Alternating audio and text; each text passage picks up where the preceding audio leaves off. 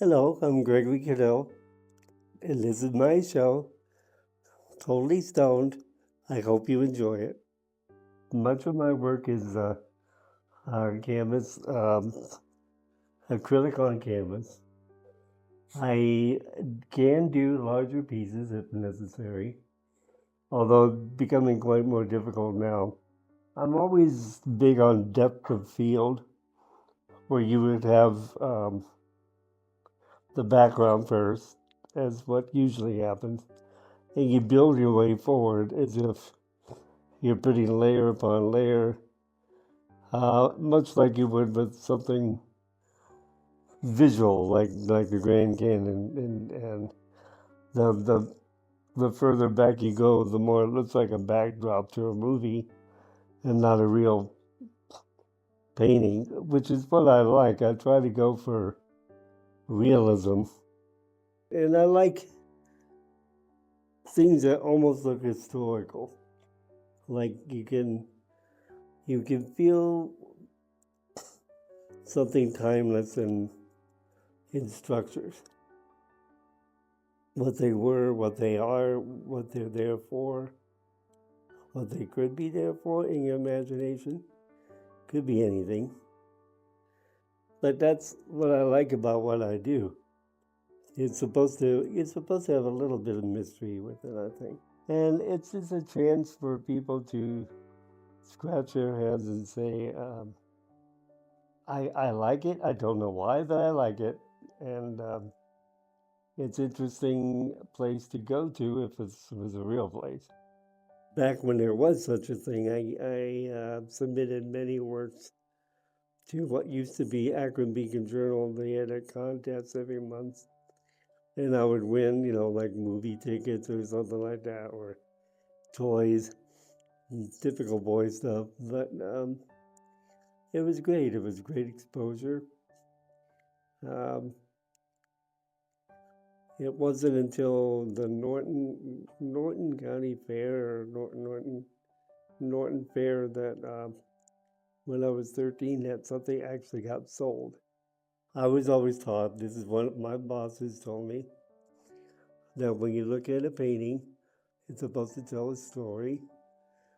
And when people look around the painting, it should tell that story.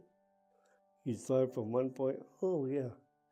You work your way around like most people do when they look at scenery.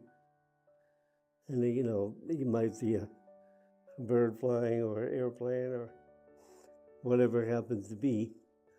Or in my case, an outhouse. I had no unrealistic expectations.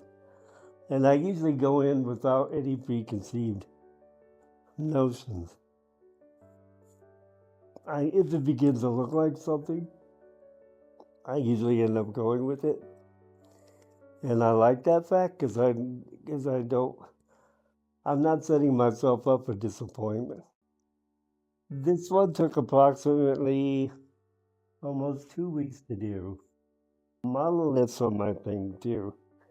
Anything of prehistoric or archaeological, paleontological uh, ruins or anything that is left incomplete or something fascinates me.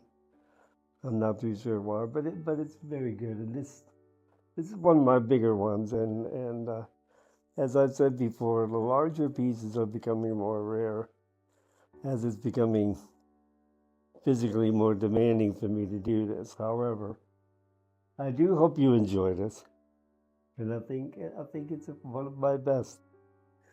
These are again three smaller pieces, which show remnants or parts of places and things that you might come across, uh, and that's I think part of the beauty of all this is the fact that because of my disability, because I cannot walk,